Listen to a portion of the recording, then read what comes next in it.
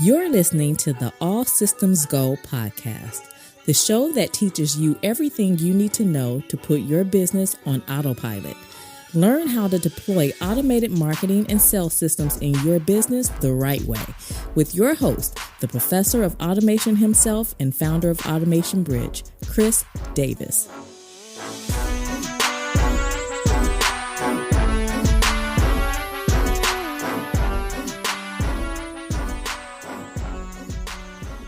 Welcome to the All Systems Go podcast. I'm your host, Chris L. Davis, the founder of Automation Bridge, an online publication for small business automation. And in this episode, I want to share with you all an approach that I've always taken in marketing, but I haven't always been aware of it. And as you know, I'm big on automation insurance, which is, documentation. It's the way to ensure the automations that you're building will function. And if that platform breaks down, you can easily migrate to another platform.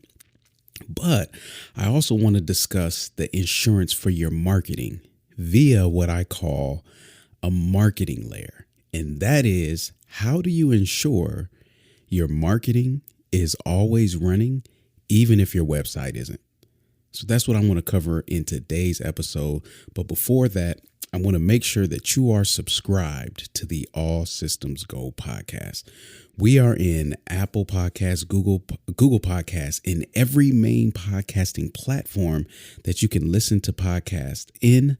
You can just type in All Systems Go and you can subscribe. I want to thank all of my subscribers. And while I'm at it, while you're subscribing, make sure you leave a 5-star rating and a review to help validate this podcast. The only way that Apple Podcasts, iTunes, and listeners of the future know that this is a bona fide podcast with high value is if you leave a 5-star rating and review. So I want to thank everybody who has done that thus far. It is greatly appreciated. And I want to encourage all of you coming in and subscribing to the podcast to do the same. All right, so let me start with some background so that this all makes sense, okay? This approach, I don't feel like this approach is rare, so perhaps I'm going to put some definition to maybe an idea that you've always had or a way that you've been operating as I was. So this dates back to when I transitioned from engineering, the corporate world, to the startup space, working with lead pages. And at that time, again, I was only focused on learning marketing from Clay. I held Clay and still do at high regards in terms of somebody who understands marketing, and it proved true. I mean, I'm the marketer I am today because of Clay. So in that process, I learned an approach that would later be revealed to me through projects I worked on independently.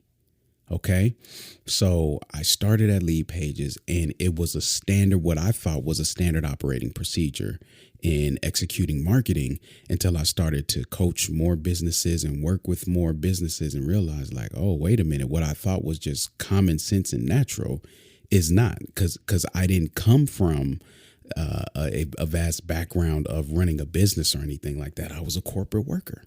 And I started my business moonlighting as an engineer, and then learned marketing through Lead Pages that really helped me catapult and build something, right? So anyways, at Lead Pages, we never built landing pages on the website. And here's what I mean. If you go to leadpages.net, and I'm speaking in the past, this may be true now, but I cannot confirm that because I'm not there. But you go to leadpages.net. In the past, that was it's a website, and the back end was WordPress. So that website had a WordPress installation. There were no landing pages on that website. Okay. All of our landing pages were built using the subdomain provided or the domain provided by Lead Pages, which was like lp.leadpages.net or something like that. I can't remember. I believe it was that. So anyways, that alone was the start of what I would later understand to be a marketing layer. And again, I thought nothing of it at the time. I was just like, okay, this is how you build landing pages. All right, good.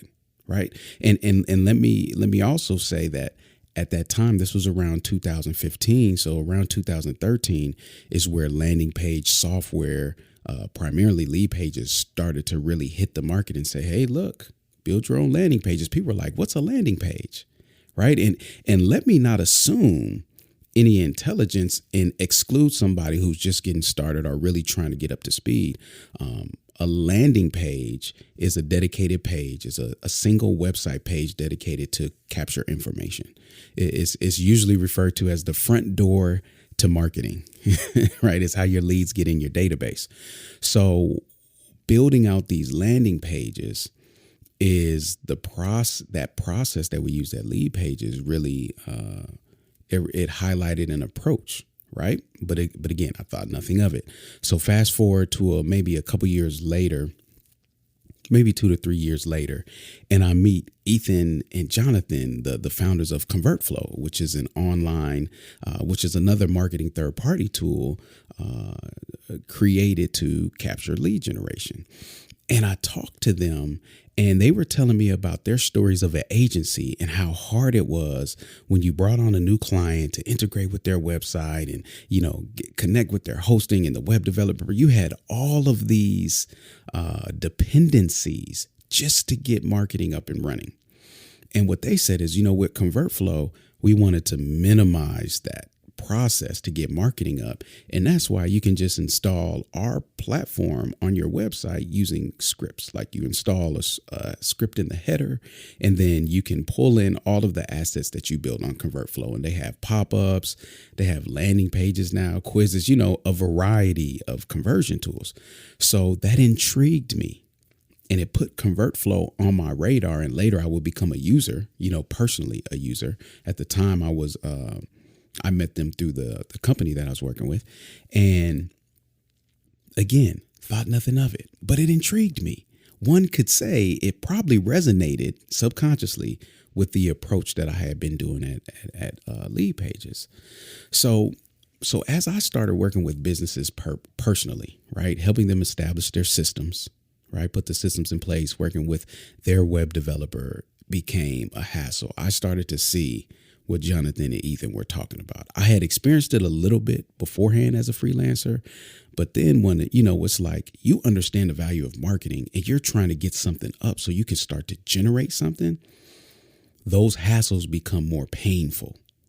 And it was just like, oh my gosh, having to figure out what's your login to your platform and is there WordPress installed or not? And, people have their websites hosted in all kinds of weird ways and platforms. And it's just a mess. As an engineer and a previous web developer, I could navigate this space, but I prefer not to. And let me just tangentially, I don't know the word. So let me just veer off for a second and get on this brief tangent of hosting. And hey, this is my podcast. So I'm going to say this from my personal experience. I do not recommend and never would host my website with GoDaddy. I know they're a large business. They do a whole lot. And maybe I'm isolating myself from future sponsorships or potential of working together by saying that. But I just can't stand by a product who has, for the lifetime of my professional experience building websites, been more of a hassle, provided less features, and cost more. I just would never do it. I tried, everybody. I tried to do GoDaddy hosting. And it just didn't work. It first off, the back end was complicated. Second off, they were charging for everything at the time. I don't know if it's still the case now, but they were charging per email address. It was like, yeah, you get 2 email addresses with your hosting, and each additional email address is a certain amount. I was just like, what? That's crazy, right? Let alone that it was just like very hard to navigate and understand. So I used Bluehost, and Bluehost worked for me well. It worked very well for me as I got started out. And then I started to have problems with Bluehost because I kept getting hacked. My servers kept getting hacked, and I don't keep a lot of plugins on any of my websites. So that became a reason for me to start looking elsewhere. And now I'm using SiteGround. I've been using SiteGround for over 5 years, I believe, and I've had no issues. Even when I did have a plugin that got hacked, like my site got hacked through a plugin, they were able to easily identify the files and instruct me on how to fix it. Whereas with Bluehost, they left it all up to me. And I was just like, I don't know how to find these hidden files and this and that. And, so anyways, and it happened to a client of mine at the time as well. And we couldn't find it. And, ever since I moved to SiteGround, I haven't had any issues. So I don't mean for this to be like a promotion for hosting, but I just wanted to give you all my experience, and maybe it mirrors yours. But I know a lot of people who are satisfied with Bluehost hosting. I know a lot of people who swear by GoDaddy. I just don't. Okay. So the reason why we got on hosting was because I was talking about web developers, because most of my issues with web developers are ones who are using GoDaddy. And then when I tried to bypass the web developer and go into GoDaddy myself to start to look at the hosting so we can start to get some marketing up on the website, it was a hassle. So anyways, out the window you go. Web developers and websites. And when you sit back and take a look at it, one of the most detrimental mistakes that I see small business owners and entrepreneurs making right now is the mistake that a web developer is a marketer. And shame on every web developer listening to this that poses as a marketer. Web developers are there to build a website. Okay, develop mainly the back end of your website. And some developers can go in and match that back end with some front end functionality. That is the average web developer, and it is wrong of you to expect more out of them. It is also cautionary for them to promote themselves as more than that. And that's often what we see. A web developer will say, hey, I can do your email marketing and your graphic design, right? Listen to me. When a web developer says, I can do your email marketing, that means they're going to use a built-in module that says subscribe to my newsletter. Or they're going to ask for the form code from your autoresponder to put it on your website. And their job is done. Okay? I'm saying this from experience, and you know it. I can feel it. I can feel this right now as I'm recording this. There are so many people who erroneously put the expectation of marketing on their web developer. The web developer felt overwhelmed. They felt frustrated, and you no longer have a cohesive relationship with that web developer. And you probably have a trail of developers that you've gone through. Well, that's the dynamic. It's the dynamic that I saw and I still see today. I'd like to call web developers out. Say, hey, look, don't offer marketing. Just develop the site. It helps. I get it. It's, they're so close because marketing takes place on the website. But does it really? That's why we're here today. I want to introduce you to the marketing layer. How can one get marketing implemented and running without including the website? It's the marketing layer. This is how you keep the web developer in their zone of genius. They can develop on your website to their heart's content. I cannot tell you how many times I've tried to get something simple, a simple marketing task implemented, and the web developer just overthinks it. Well, really, if you want to do that, I'll just create a custom template and we could use PHP. Why even use that platform? Because, those tools, and it's just like, dude, you are overthinking and over-engineering this thing. I just need a landing page to capture email. That's it. A logo at the top, some copy, keep it simple. And they want to just, we can build the platform to do this in the website. And, if we're going to host it on here, it needs to be. It's like, well, guess what? I'm not hosting it on the site. This is why I'm a strong proponent, of the marketing layer. So what is a marketing layer? It's a technical layer dedicated to marketing that sits on top of your website.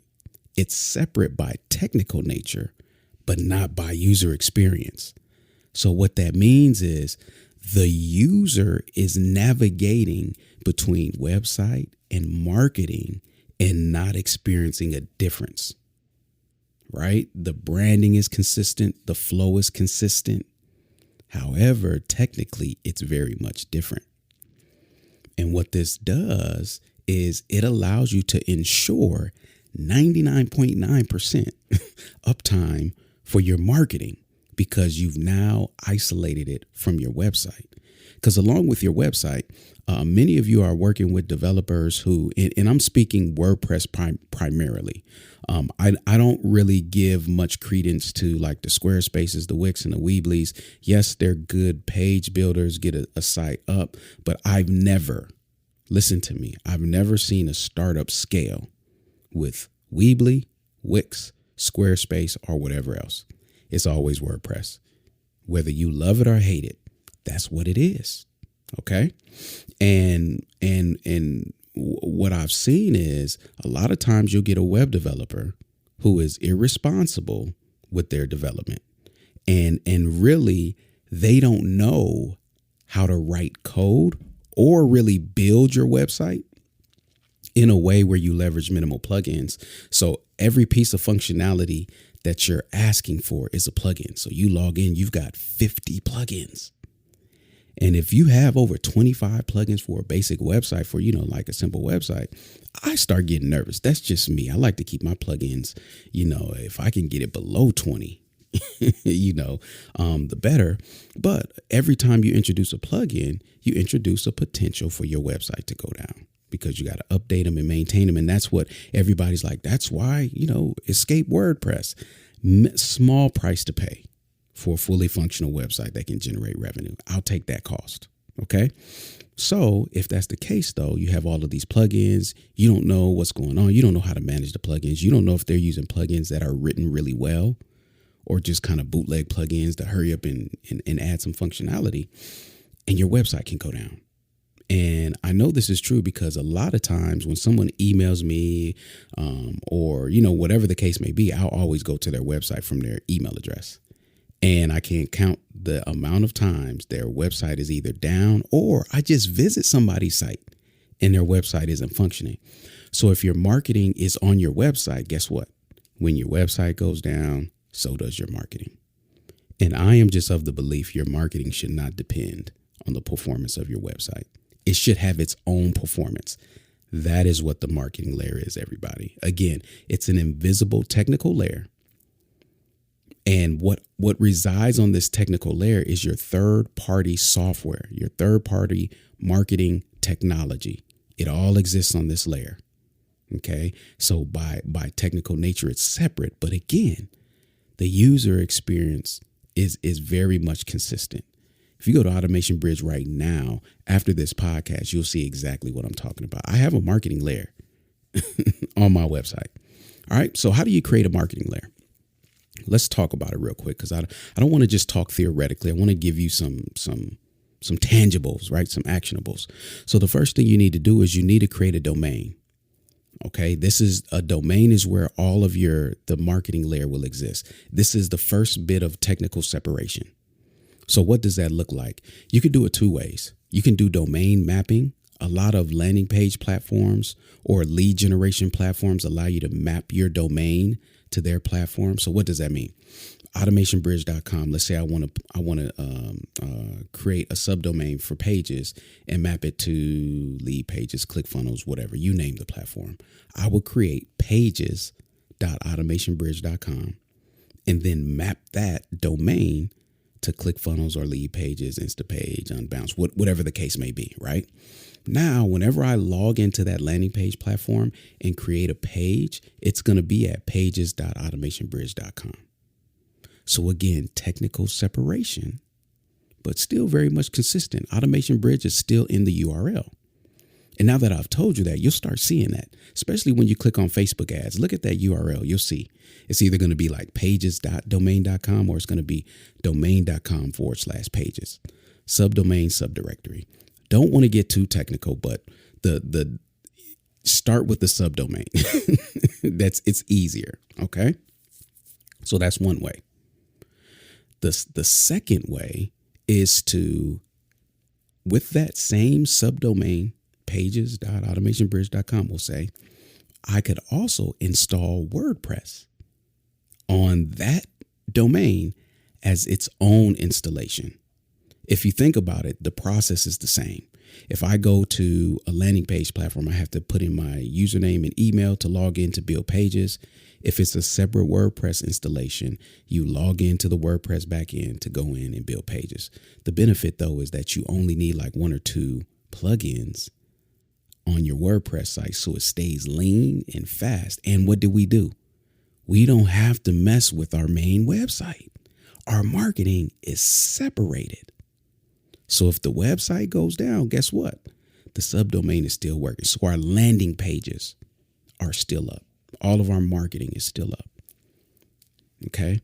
So that's the first thing to do. Create a subdomain or subdirectory for your landing pages. All right. The second is to add scripts. Add the scripts to your website because the marketing layer also exists in scripts. So as I mentioned, ConvertFlow, they give you a script, you put it on your website. And as long as the script is on your website, you can put pop-ups, right? Hello bars, or, those announcement bars at the top, slide ins. You enable all of the functionality in their platform to appear on your website, again, without having to modify your website. Now with this one, you are going to have to reach out to your web developer and get them to install that code.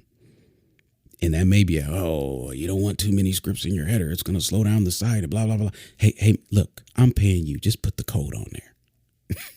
Right? You should be mindful of your scripts, but that is the one ask that you'll need to make when you're putting the scripts on your website.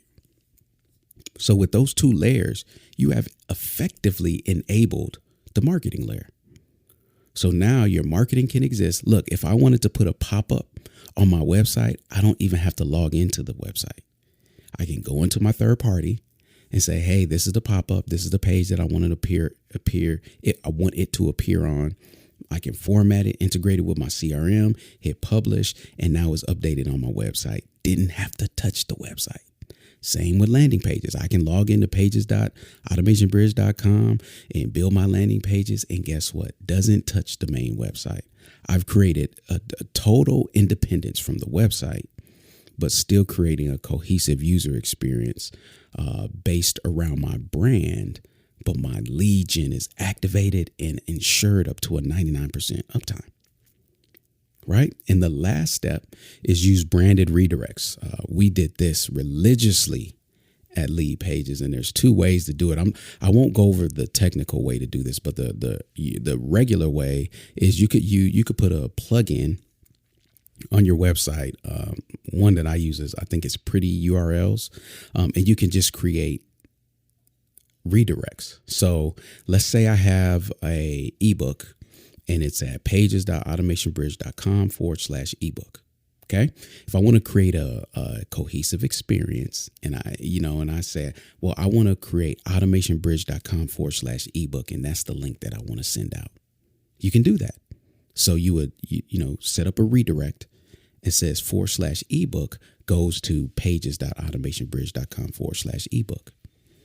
And now, every time you create a page or, if you want it to match your main domain, as far as when I'm talking about public facing, because people do look at URLs, right? If you're posting it in a forum or, whatever, it's nice and clean. It's your domain / whatever the slug is or the page. And when they click it, it just redirects them to your marketing layer landing page. And I like to do it that way for a few reasons. But one is I maintain control of the destination. Very rarely when I'm posting publicly, like on social media or something like that, very rarely do I use the destination URL itself, because there are many times where it may change. So if I put the redirect, let's just say automationbridge.com/ebook, if I put that up there, I can at any time go on the back end and set the destination of that URL to a different page. It just gives me full control. So as you listen to this podcast, you'll realize the level of considerations that I make. I am so paranoid of marketing of technology, I should say, technology breaking down. And there's so many considerations that I take in mind. Like, okay, what if somebody clicks this later? Or, what if this link is somewhere else and I need to change that? Like, that's just how I think. So if you follow this tutelage, a lot of things that you're not even aware of, it's built into the advice that I'm giving you. Okay. So you want to use redirects. If you're not using redirects in your marketing right now, you need to. Okay. Bitleys are not redirects. Okay. I would not, and I see this often. I wouldn't have a Bitly, like I wouldn't have Bitly/ebook as something that I say or place in a presentation or something. Perfectly fine if you're posting on social media. Absolutely fine. But I've seen people give presentations, and at the end of the presentation, it's like, go to bit.ly, bit.ly/5 steps. And it's like, do you understand the complication in that? Like, I have to type in bit, remember to do the dot, the ly / and you don't get any branding for that. You don't even get brand awareness. Instead, I would do yourbrand.com / whatever, right? I reserve Bitleys for simply posting online, links online that I can track. And even with that, everybody, I have separate Bitly links per channel, even if it's to the same destination, so I could track link clicks easily and see which channel is performing the best. But let me not get off task. Okay. The marketing just oozes out of me at times. So plus I know that it's not standard practice. And that's why I want to give it to you all on this podcast. So closing up, we talked about why we need a marketing layer, what it is, how to establish it. And I want to give you a few tools that I've used. I have, experience with either the tool or the CEO. I've used all of them, actually. I've used all of these just to help you understand kind of what this could look like. So the first one is ConvertFlow. I already mentioned that. In fact, if you go to my website, automationbridge.com, I believe the link to opt into the free course, there's a button. If you click that button, I believe it triggers a pop-up. I don't think it's going to the landing page, but if it does, if it triggers a pop-up, that pop-up is from ConvertFlow. And if you've been on my webinar and you've scheduled time with me on my calendar, you've experienced my pre-scheduler. That's also ConvertFlow, and that's embedded in a page. So all of those things I control within ConvertFlow. Go into ConvertFlow, create it, and then since the script is on my website, all I do is push publish on ConvertFlow side, and it automatically publishes there. Exit intent, again, announcement bars, all of that, right? Write message is another one. Write message is so powerful because when you install the script on your website, you can control the text. You can control the text on your website relative to the information you've captured. Okay. So if I know you're a customer and you visit my webpage, it's going to look different than when you visited it as a lead or a prospect or MQL or SQL. Okay. So that's another one. Visual Website Optimizer. We use this. This was our dedicated tool at Lead Pages when it came to split testing, and we did extensive split testing. So you could create an entire version of the page outside of your website. Like VWO will pull in your page. You can modify it in their platform, and then visitors would see the modified version. And then it would tell you, hey, this version 1, do you want to make it permanent? And you're like, hey, look, developers, make this our new pricing page, or whatever the case may be. Again, we were able to do this without dealing with the dev team or bothering the engineers. Lastly is ThriveCart. ThriveCart's a good one. ThriveCart is my go-to for taking payments. I love ThriveCart. And they have the ability to embed or have a pop-up to take payment on your website. And the thing about this is it's any website, because these scripts are not WordPress based. And I guess I should have differentiated when I'm speaking about these. All of the tools that I mentioned, with the exception of Write Message, I believe Write Message is WordPress based. But many of these tools, I know ConvertFlow.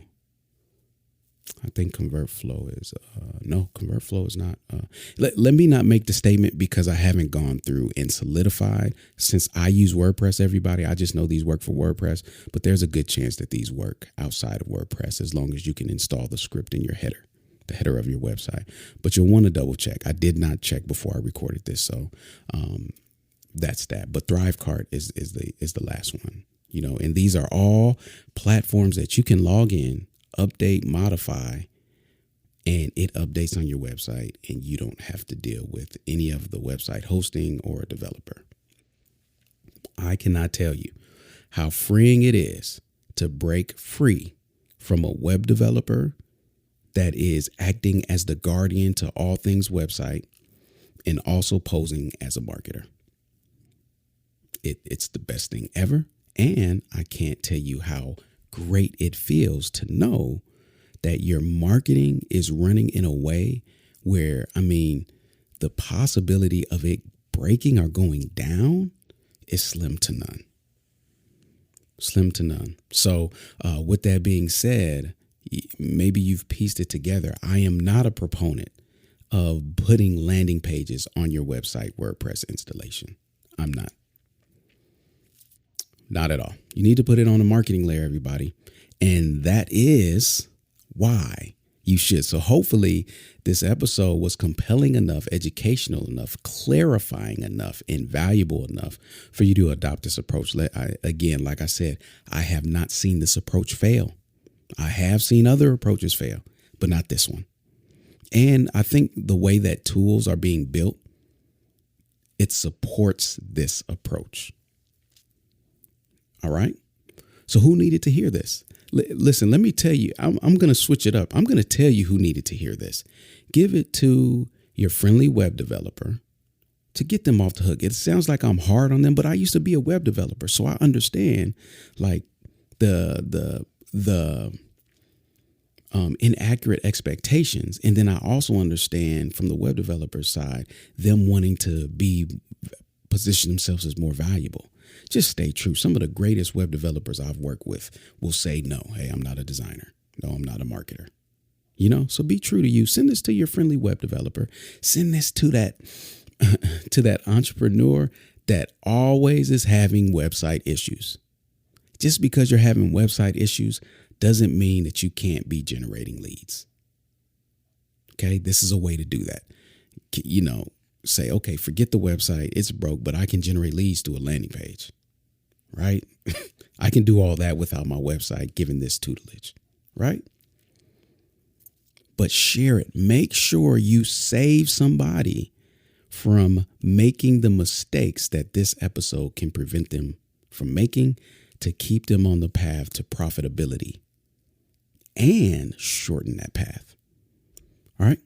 So all episodes of the podcast are accessible through Apple Podcasts and Google Podcasts, of course, and every other main streaming podcast or listening podcasting platform. If you want to see the show notes and share these episodes, all of them can be found also at automationbridge.com/podcast. It has been a joy to cover this topic. I really enjoyed this one for some reason. I feel like it'll be very illuminating. And until the next episode, and as always, automate responsibly, my friends.